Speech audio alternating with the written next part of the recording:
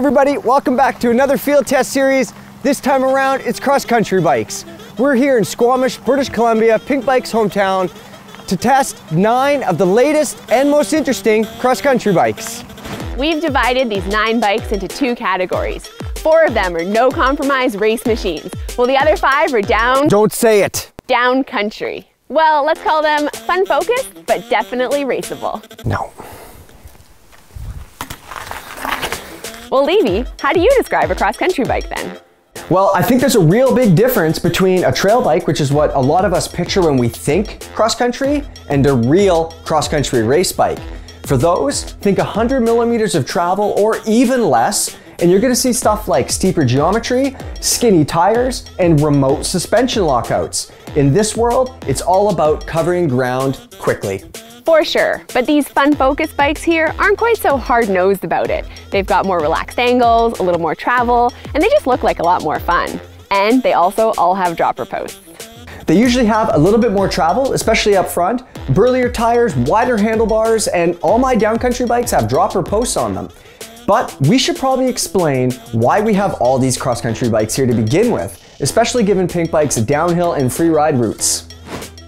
Probably. 2020 was supposed to be an Olympic year, before that whole pandemic thing put a brake on that plan. That being said, brands had already developed race bikes with the Olympics in mind. They wanted to make sure that they had the fastest bikes so their athletes could perform on mountain biking's biggest stage. And if it's a new mountain bike, we want to test it. Sarah, tell us about your race bikes. We've got the all-new Specialized Epic and Cannondale Scalpel that were launched in time for the Olympics. And we've also got Trek Super Caliber, as well as the Canyon Lux, which is a bit older but has some World Championship and World Cup winning pedigree. I'm on the Epic Evo and the Scalpel SC. Those are the downcountry versions of Sarah's bikes, as well as Transition's new Spur, Yeti's SB115, and Revel's all-new Ranger.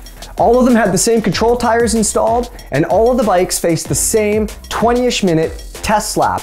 That lap included a whole bunch of steep, technical climbing, and plenty of rough, fast descents. Now the impossible climb is back as well, and these bikes, they don't get a free pass on the Huck to Flat just because they're cross-country bikes. We're injecting more science this time round with a full suspension efficiency test using a measured chorus and power meters so that we can figure out which bikes are the most efficient and which ones use the most energy.